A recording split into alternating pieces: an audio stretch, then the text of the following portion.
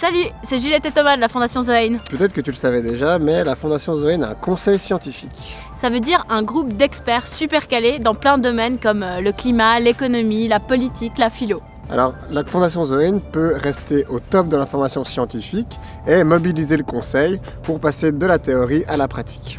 Aujourd'hui, on va voir Caroline Lejeune. Elle est chercheuse à l'Université de Lausanne pour tout ce qui concerne les politiques environnementales. Ses recherches, elle les fait sur les populations défavorisées et la manière dont elles appréhendent les questions environnementales et énergétiques. Et dans son approche, elle est super concrète. Elle déteste tout ce qui est modèle prédéfini ou catégorie préconçue. Et pour lui poser des questions, on a Philippe. Salut Philippe. Salut Juliette. Caroline Lejeune, en effet, n'aime pas du tout enfermer les gens dans des catégories, dans des petites boîtes. Elle est libre. Vous allez voir ce que ça donne. Quand on parle d'écologie, précisément, mieux vaut conseiller, mieux vaut faire appel aux incitations plutôt qu'au règlement, aux contraintes. C'est une bonne question. Je pense qu'à l'heure actuelle, on reste toujours sur des procédures qui restent relativement classiques et qu'on va adapter à n'importe quel sujet, que ce soit la santé, l'emploi, l'environnement. C'est-à-dire taxe ou pas taxe, par exemple. C'est-à-dire on va redistribuer, on va taxer, mais ça c'est mon point de vue, je pense, de chercheuse, c'est que pour moi les taxes restent relativement limitées. Elles ne sont pas désincitatives, sauf si elles ont un niveau relativement important. Mais ce niveau relativement important de taxation ne peut être qu'accepté qu'à travers un processus politique et démocratique. Et il me semble que le plus important, c'est pas tant de savoir la mesure qui va être choisie, mais c'est les conditions d'acceptabilité de cette mesure qui va le permettre, et de compréhension des enjeux. Tant qu'on aura une distance entre l'instrument de taxe ou l'instrument réglementaire et la réception que peut en avoir les habitants d'une ville, d'un pays, on reste dans une difficile acceptabilité et surtout une difficile transition des modes de vie. Et j'imagine que de nouveaux modèles de vivre ensemble ont été imaginés. Est-ce que les pouvoirs publics sont prêts en ce moment, en France ou peut-être ailleurs, à comprendre et à accepter ces nouveaux modèles de vie collective? En fait, je ne sais pas si on peut parler de modèle de vie, et j'aime pas trop utiliser cette notion de modèle, parce que ça voudrait dire qu'on pourrait plaquer une manière d'avoir réfléchi ou d'expérimenter d'autres modes de vie à différents territoires. Moi, je pense que chaque territoire a son histoire politique, a son histoire sociale, a son histoire environnementale, et que c'est à partir du territoire et des habitudes territoriales, mais aussi des enjeux qui vont être soulevés par les transformations environnementales qu'on va pouvoir essayer d'expérimenter à chaque territoire, à chaque ville, la transition, on pourrait dire ça. Je pense qu'il faut vraiment se méfier, rester prudent sur cette idée de modèle, mais je pense qu'il faut vraiment laisser à chacun la possibilité de créer sa propre trajectoire politique et d'être créatif pour pouvoir vraiment essayer de définir des modes de vie qui sont le plus proches de ce que les gens sont et de ce que les gens désirent. Mais il y a tout de même une urgence climatique. Il y a un effondrement de la biodiversité. Or, ce processus démocratique de consultation, ça prend beaucoup de temps. Est-ce qu'il n'y a pas un problème là entre deux temps différents, celui de l'urgence et celui du dialogue et de la concertation qui prend beaucoup de temps? Moi, je pense que cette question de la temporalité, elle est importante. La question de l'urgence, je pense que tout le monde est d'accord sur la question de l'urgence. Je pense qu'il n'y a pas la plupart des gens, quand on les entend dans les conférences, tout le monde est d'accord sur le constat d'urgence. Je pense que là aussi c'est important, c'est de pouvoir rendre visibles les transformations qui ont lieu dans les territoires.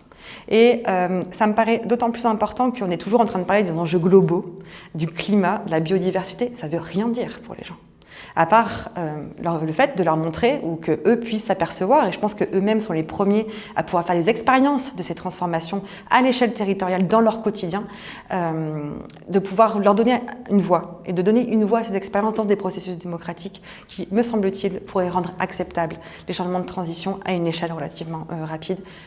si les politiques publiques sont d'accord et accompagnent et portent ce projet de transformation. Vous auriez un ou deux exemples à nous donner de ces changements acceptés, voulus par la population et qui se réalisent vraiment?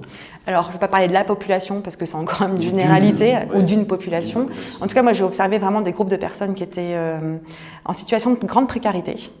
Et à travers une discussion et un débat participatif dans un petit groupe, on était 25-30, sur un temps de 2 ans, je me suis aperçue qu'on pouvait parler de sobriété énergétique avec les populations les plus précaires.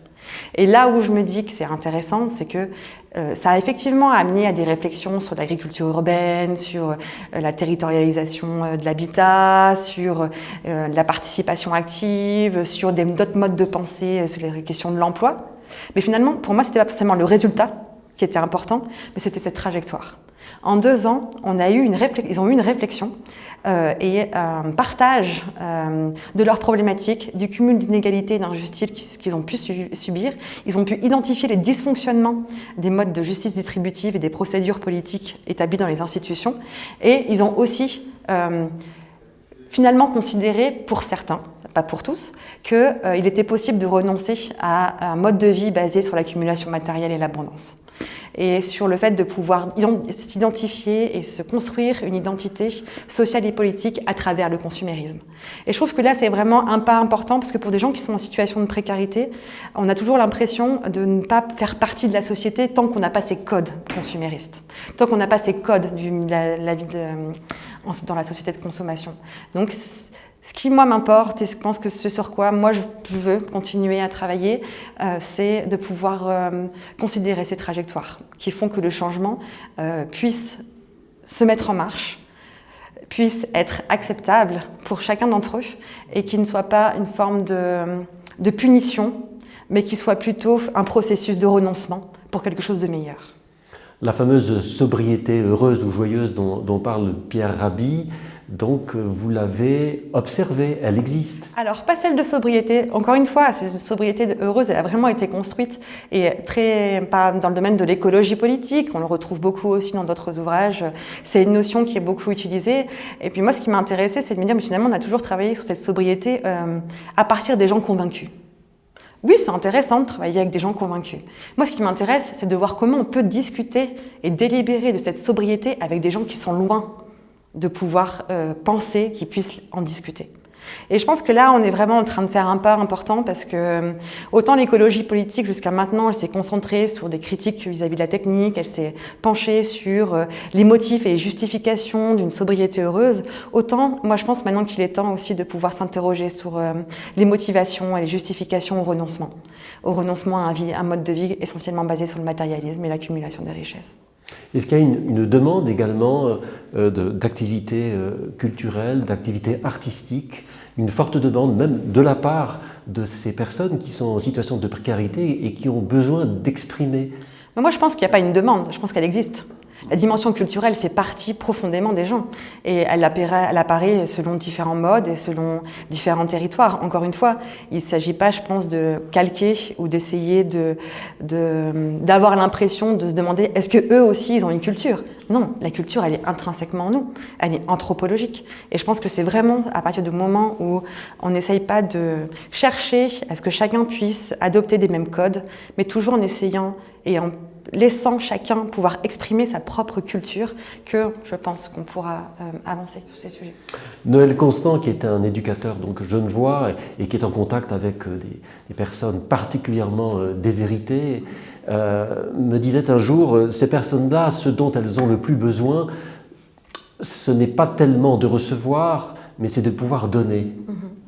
Encore une fois, je suis désolée, mais je vais avoir un peu un discours qui va à contre-courant de ce que vous me proposez, parce que ces personnes, ça ne veut rien dire pour moi. Et en fait, de dire qu'elles aussi, elles veulent donner, non, tout le monde. tout le monde est en train de vouloir peut donner, peut recevoir. Tout le monde fait partie de la société, de l'échange, de la relation à l'autre, de la reconnaissance d'autrui.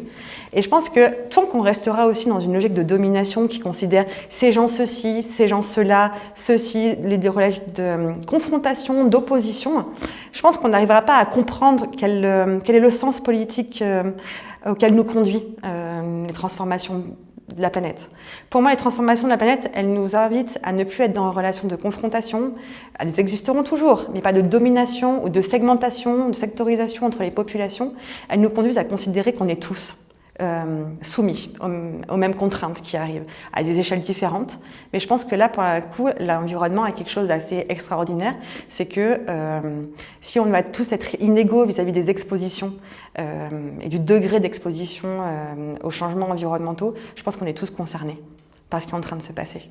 Et ça, je pense qu'on ne peut pas l'ignorer. Et à partir du moment où on a un destin commun, mais aussi on a un destin qui est avec la nature, on ne peut plus regarder notre communauté politique de la même manière qu'en se donnant la possibilité de croire que tout le monde peut et fait quelque chose. Nous sommes tous embarqués. Nous sommes tous embarqués, oui, mais nous sommes tous membres d'une même communauté de destin, on va dire. Caroline Dejeune, merci. Je vous en prie.